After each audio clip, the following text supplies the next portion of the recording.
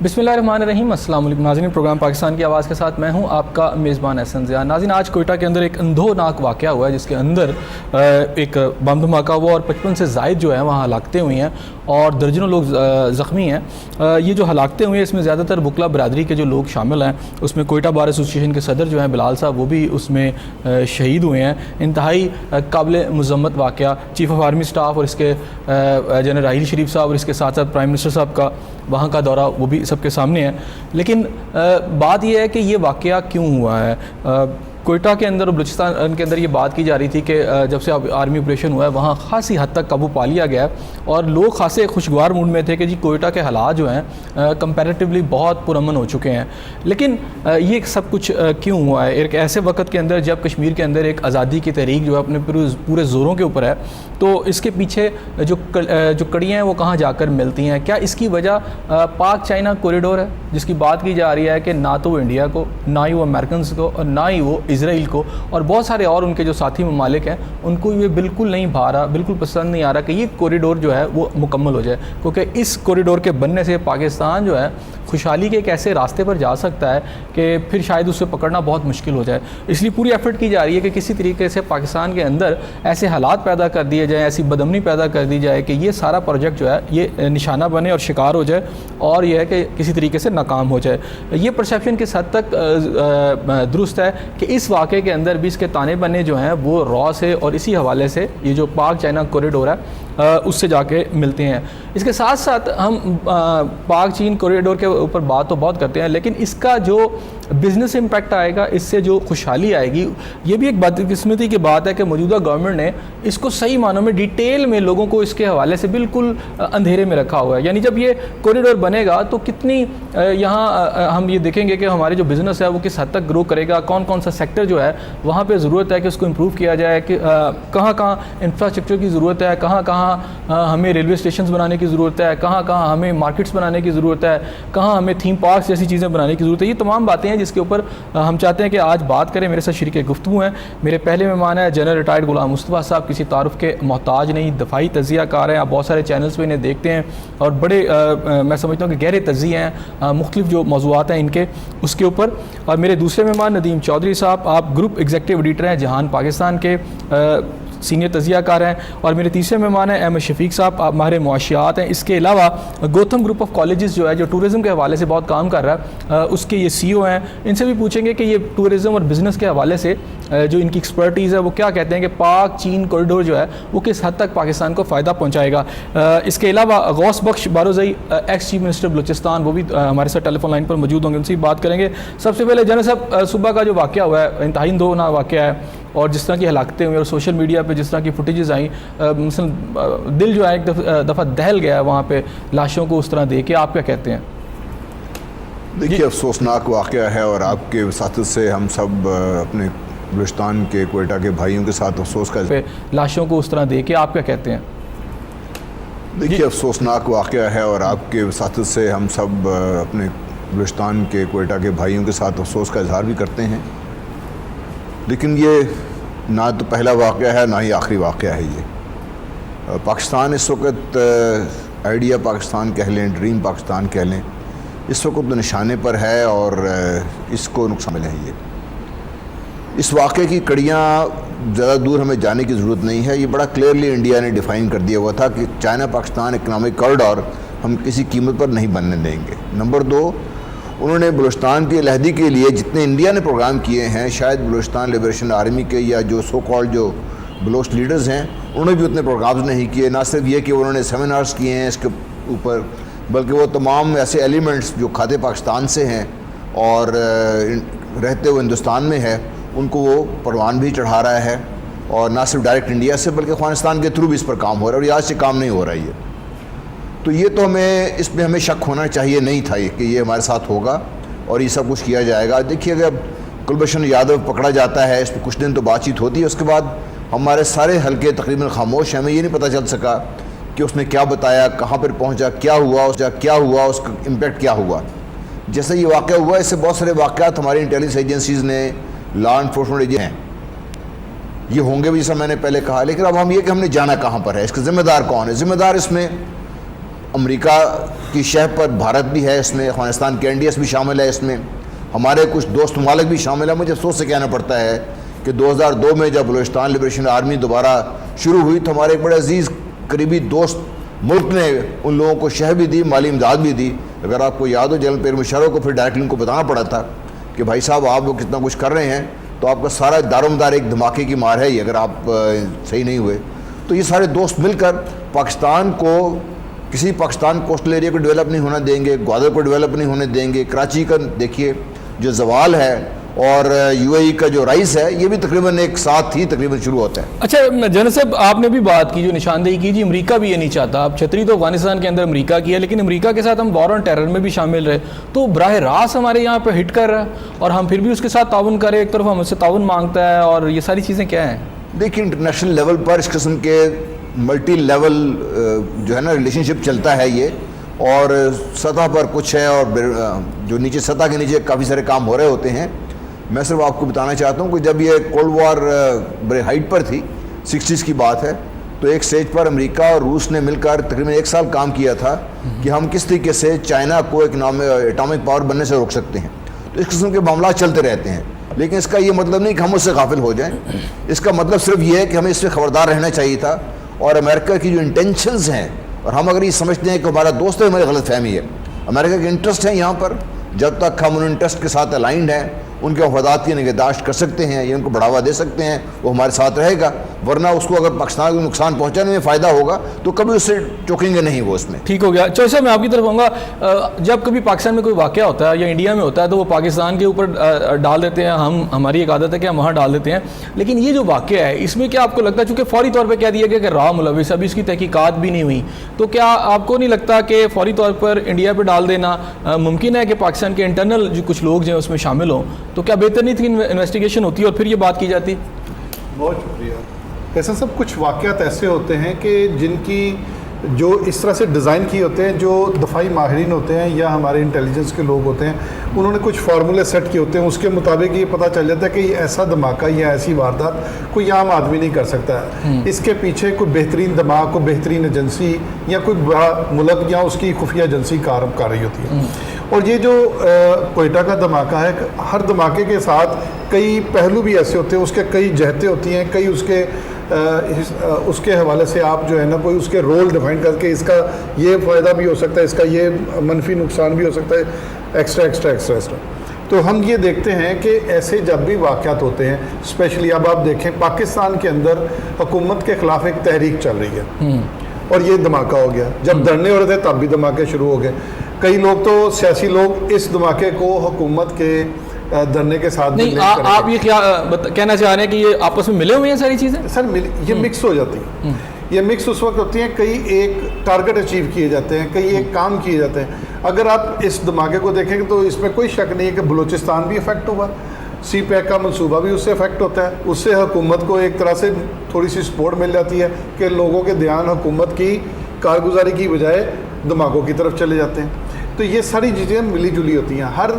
ہر کسی بڑے واقعے کے پیچھے کو بہت ڈھیر سارے آپ یہ کہہ سکتے ہیں کہ مقاصد ہوتے ہیں.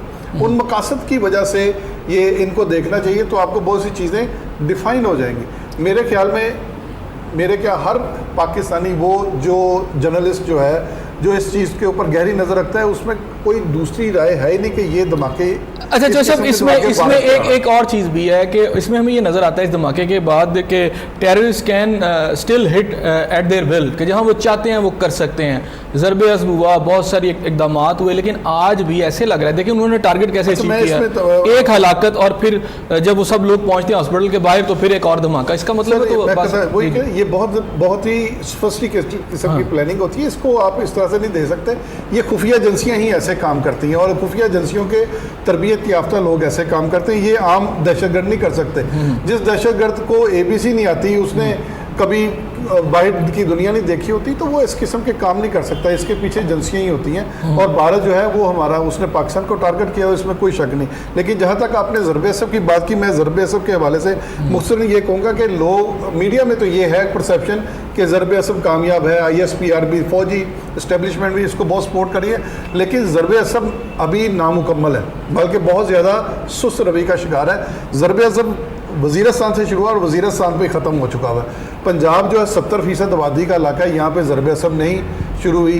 बलूचिस्तान के अंदर किसी हद तक है, कराची के अंदर किसी हद तक है, पूरे सिंध में भी नहीं है। तो ज़रब असब बाई पार्ट्स उसको कह सकते हैं। ज़रब असब अगर मुकम्मल हो जाता तो शायद ये वाक़यात ऐसे ना होते। ठीक हो गया। आपकी तरफ आऊँगा एम शफीक साहब, ये बताइएगा कि यहाँ बहुत ज़्यादा बात ये की जा रही है कि ये धमाके सारे और ये चाइनीज़ कॉरिडोर को रोकने के लिए है, लेकिन इससे मुआशी या कारोबारी कौन से ऐसे फ़ायदे हैं जो बहुत ज़्यादा एलेबोरेट नहीं किए गए अभी तक, जो आप समझते हैं कि वाकई उससे पाकिस्तान में बहुत तरक्की आ सकती है?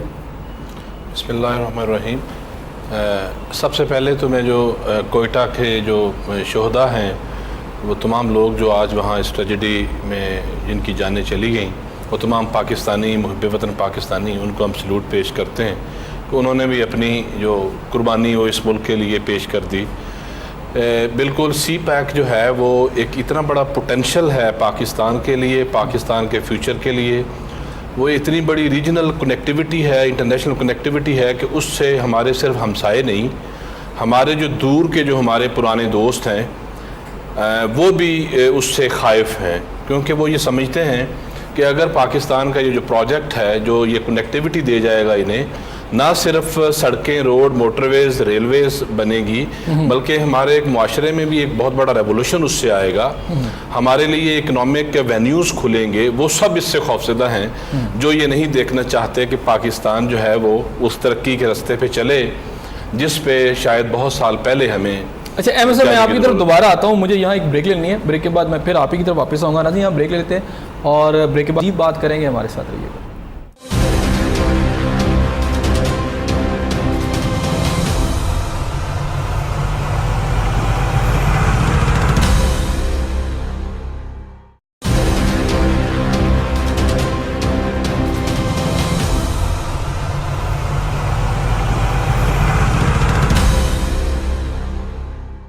वेलकम बैक नाज़रीन। एम शफीक साहब, आपकी तरफ ब्रेक से पहले बात हो रही थी, तो वो कौन कौन सी एवेन्यूज़ है जो आपको नज़र आते हैं जहाँ बहुत ज़्यादा एक बिज़नेस बूम आ सकता है? देखिए, मैं ये समझता हूँ कि सी पैक के आने से जो इंडिकेटर्स हैं, लोकल और इंटरनेशनल इंडिकेटर्स हैं पाकिस्तान की इकॉनमी के हवाले से, पाकिस्तान की तरक्की के हवाले से, वो बेहतर हो रहे हैं और दुनिया कह रही है कि Pakistan is taking of. No doubt ये जो लोकल हमारे जो धरनाज हैं और जो ये कोयटा में हुआ, इस तरह के वाक़यात इस पेस को रोक देते हैं, कम कर देते हैं। इसमें कोई शक की बात नहीं है कि Pakistan is taking of. Pakistan में और सी पैक के हवाले से आप जो बात कर रहे हैं, इसमें बहुत बड़ा जो पोटेंशल है वो इंफ्रास्ट्रक्चर बहुत बड़ा बिल्ड हो रहा है। उसके बाद एनर्जी के प्रोजेक्ट्स हैं, इसके ऊपर आपके मेरा ख्याल है कम अज़ कम इस पर 10 नए शहर बसने हैं जो आने वाले चंद सालों में।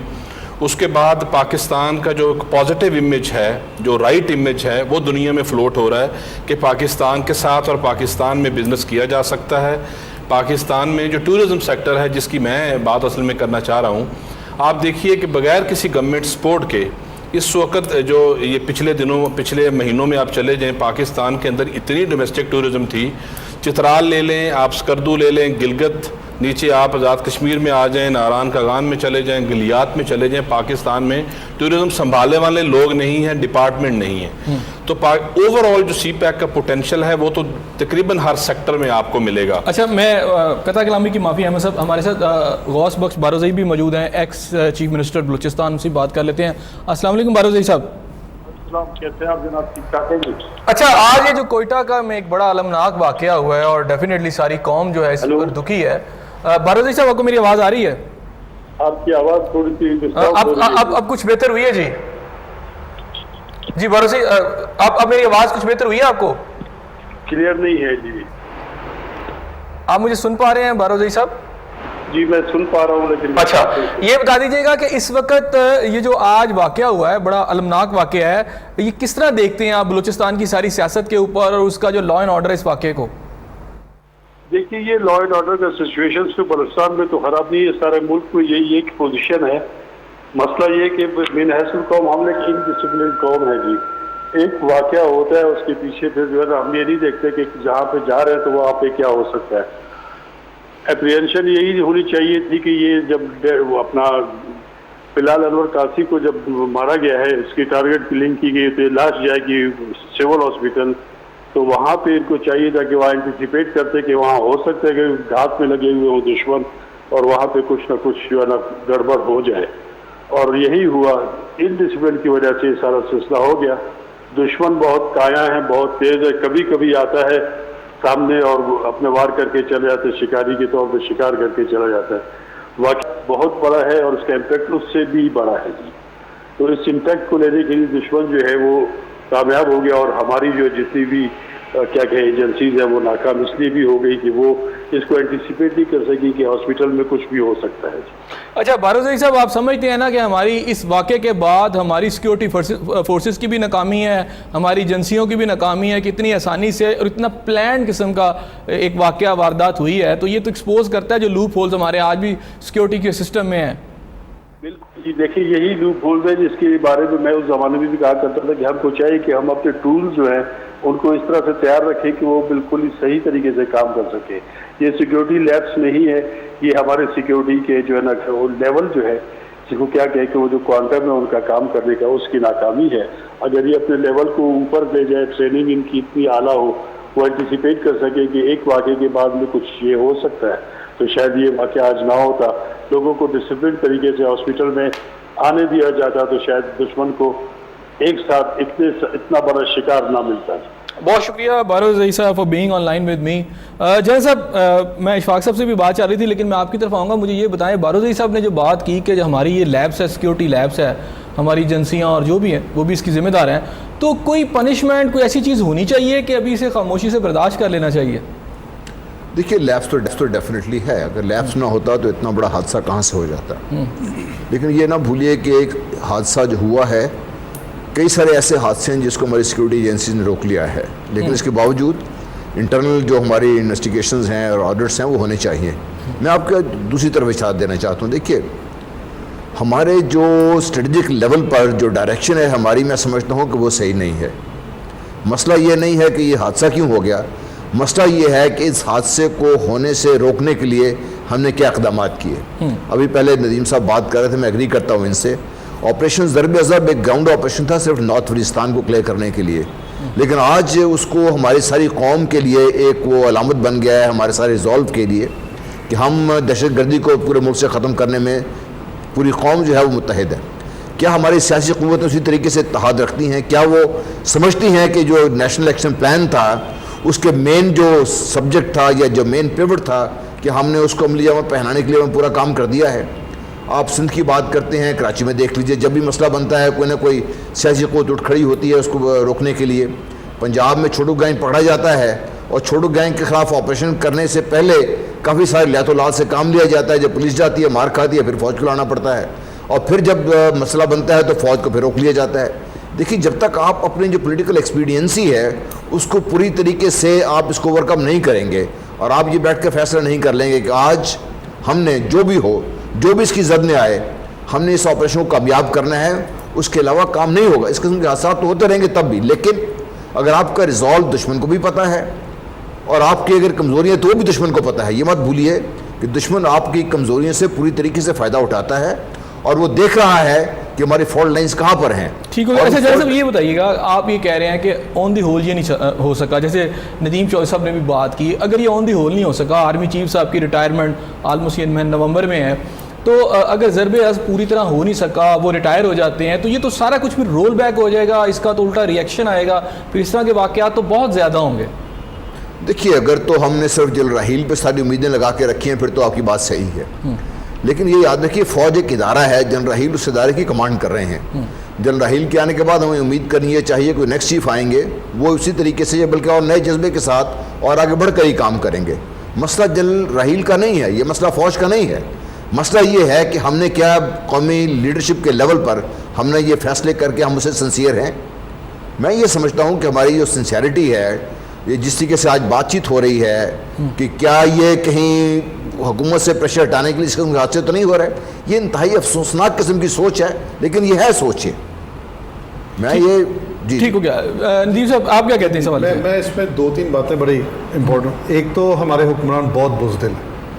بھارت جو ہے وہ دیکھیں وہ پاکستان کے خلاف ہے, ہمارا ازلی دشمن ہے, اس میں تو کوئی شک نہیں. 900 سال کی غلامی انہوں نے کاٹی ہوئی ہے, بدلہ لینے کی اب کوشش کرتے ہیں. ہندو میں اتنی ہمت نہیں ہے وہ پاکستان کا مقابلہ کر سکے. پاکستان کے حکمران ایسے ہونے چاہیے جو اینٹ کا جواب پتھر سے دیں. یہ تو وہ پتھر مارتے ہیں, یہ پھول پھینک رہے ہوتے ہیں, یہ ہاتھ ملا رہے ہوتے ہیں. ان حکمرانوں میں ان حکمرانوں میں اتنی ہمت ہی نہیں ہے کہ مودی کی آنکھ میں آنکھ ڈال کے بات کر سکیں. اور اوپر سے فوجی اسٹیبلشمنٹ کو چاہیے کہ جب فوجی اسٹیبلشمنٹ کا سول حکومت کے ساتھ اگر انڈرسٹینڈنگ نہیں ہے تو ایسی حکومتوں کا بندوبست کیوں کرتے ہیں.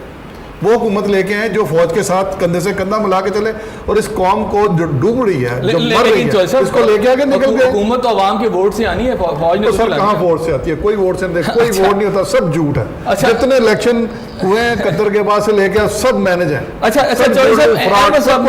اور یہ بزدل حکمران ہیں, یہ نہیں کچھ کر سکتے. ان کو چاہیے کہ ان حکمرانوں کو چاہیے کہ اگر ایسا واقعہ ہوا تو سینہ تان کے آگے کھڑے. اچھا احمد صاحب نے اس سے قبل کہا کہ جناب یہ جو پاکستان کے اندر جب آپ کی گروتھ کا سلسلہ شروع ہوتا ہے, اب جس سے کوریڈور بن رہا ہے, گورنمنٹ کو امن کی ضرورت ہے, اس میں دھماکے اور اس طرح کی تحریکیں شروع ہو جاتی ہیں, یہ تو نقصان دہ ہیں.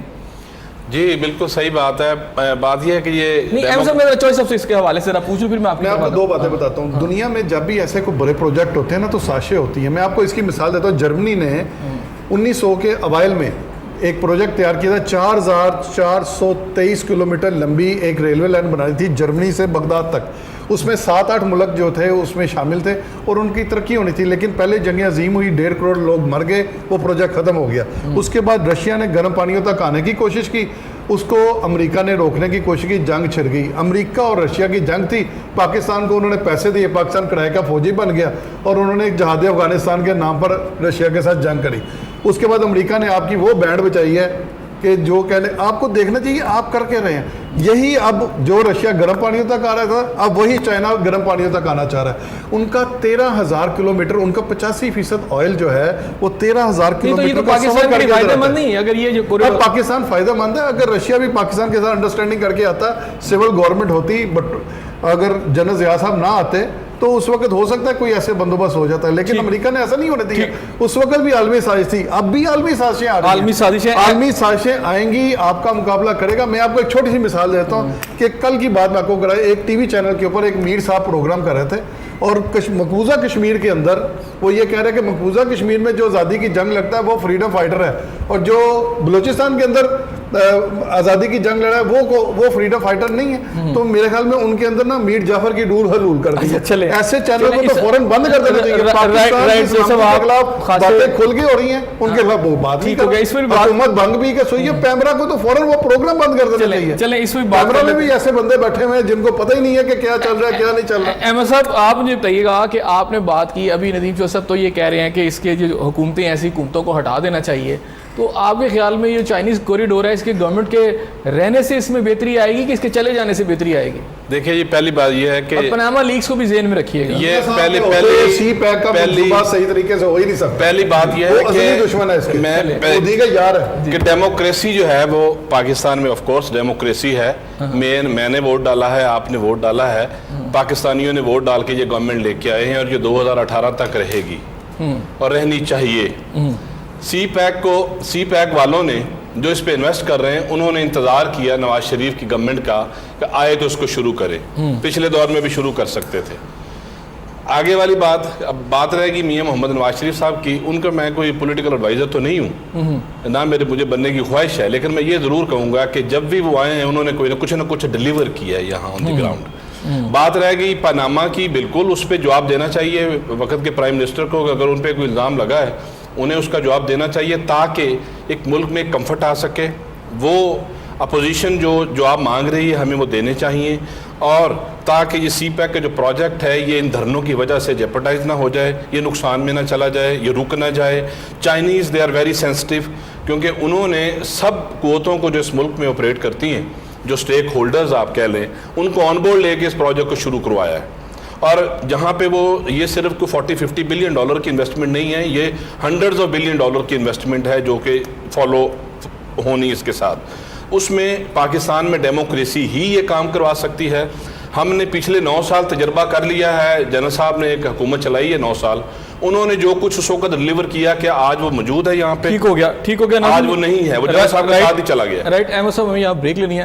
ناظرین یہاں بریک ہیں, لیکن ایک بات جو میرے حد تک جو انفارمیشن ہے وہی ہے کہ سی پیک کی جو گارنٹی ہے وہ ڈیموکریٹک گورنمنٹ سے زیادہ جو پاکستان کے اندر ہے فوج نے دی ہے, اور فوج نے اس بات کی گارنٹی دی ہے کہ چینج آف گورنمنٹ ہو جائے, کچھ بھی ہو جائے, فوج اس کی گارنٹر ہے اور فوج ہی اس کی ساری جو ہے اس کو سارا دیکھے گی اور پایا تکمیل تک پہنچائے گی. اس صورت میں اگر چینج آف گورنمنٹ پاکستان میں ہوتی ہے تو اس سے کیا فرق پڑتا ہے, اس پہ کیا کوئی فرق پڑتا ہے؟ اسی پر مزید بات کرتے ہیں, لیکن ایک بریک کے بعد ہمارے ساتھ رہیے گا.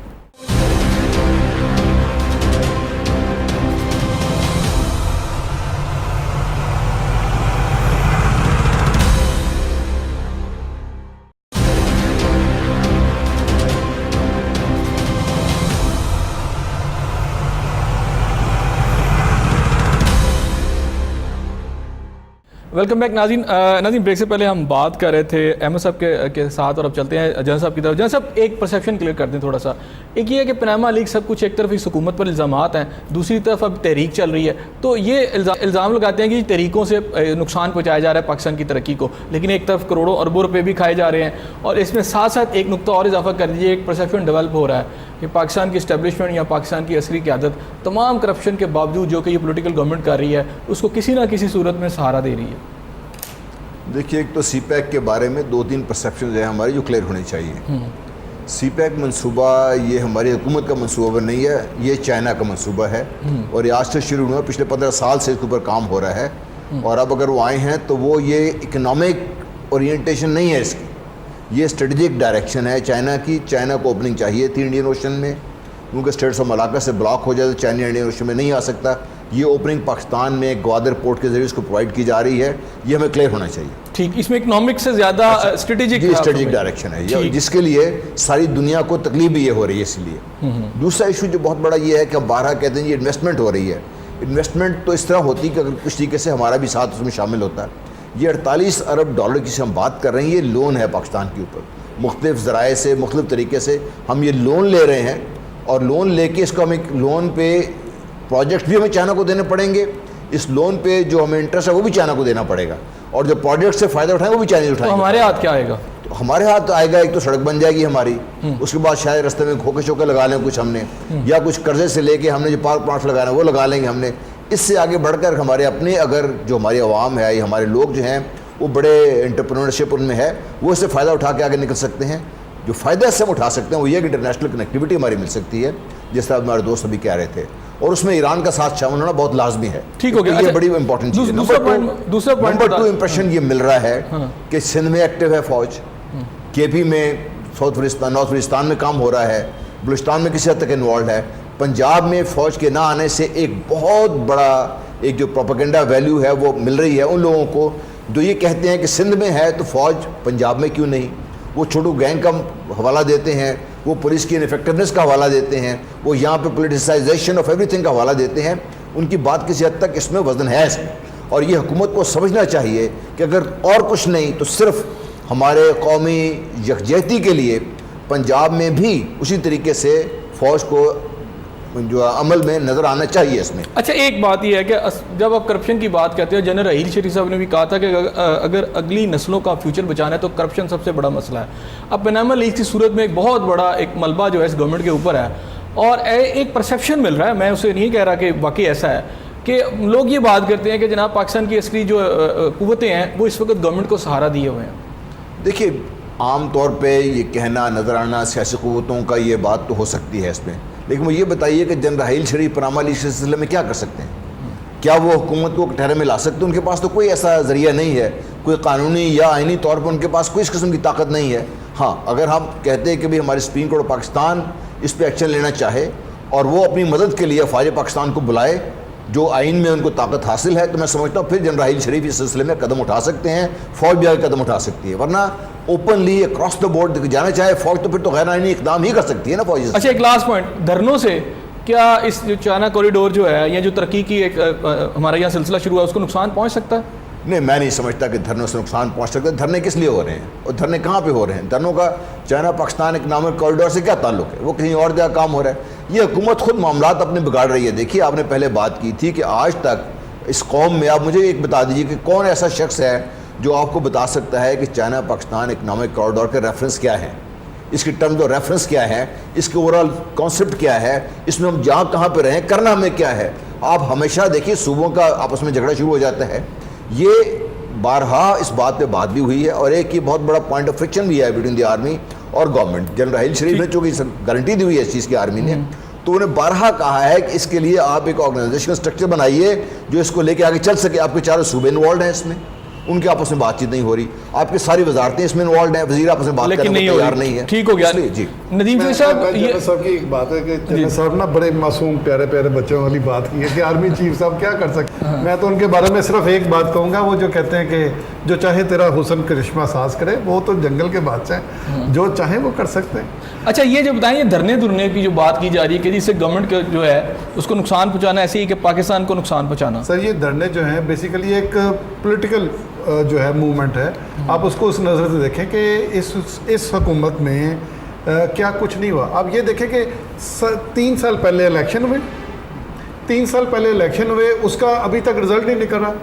سعد رفیق کے حلقے میں اب جا کے پتہ چل رہا ہے کہ 1.5 لاکھ ووٹ جو تھے وہ مسترد کیے گئے ہیں, وہ ٹھیک نہیں تھے, اور 40,000 ووٹ صرف جو ہے نا وہ اصلی تھے. اب 3.5 سال گزر گئے, پاناما لیکس پہ کچھ ہو نہیں رہا. آپ کے مناج القرآن کے اندر وہ جو 14 لوگوں کو گولیاں ماری, جو گلو بھٹ تھا گاڑیاں توڑنے والا, اس کو سزا دے دی. جس نے گولیاں ماری ہیں ان کو کوئی پوچھ نہیں رہا. پاکستان میں تو جنگل کا قانون ہے, دن دھونس دھاندلی کی سیاست چلتی ہے, جس کی لاٹھی اس کی بھینس ہے. یہاں پہ کوئی کچھ نہیں ہے. ایسے سب یہ سب ایسے ہی ہے. تو اس میں پاکستان میں صرف اب بلڈ شیڈ ہوگا, یہ سارے جو کرپٹ سیاستدان ہیں ان کا احتساب ہوگا تو ملک سیدھا ہوگا. ورنہ اب جو کچھ ہو رہا ہے اس وقت, آپ یہ دیکھیں پاناما لیکس, سیاستدان تو یہ کہتے ہیں جناب وایا پارلیمنٹ جو کچھ ہوگا وہ ٹھیک ہوگا, اگر پارلیمنٹ سے باہر کچھ کیا گیا تو پاکستان کو. سر پارلیمنٹ کیا, یہ تو سیاسی جارہ داری ہے. 2 خاندانوں کی حکومت ہے, تیسرا خاندان گھسنے کی کوشش کر رہا ہے, صرف یہی ہے.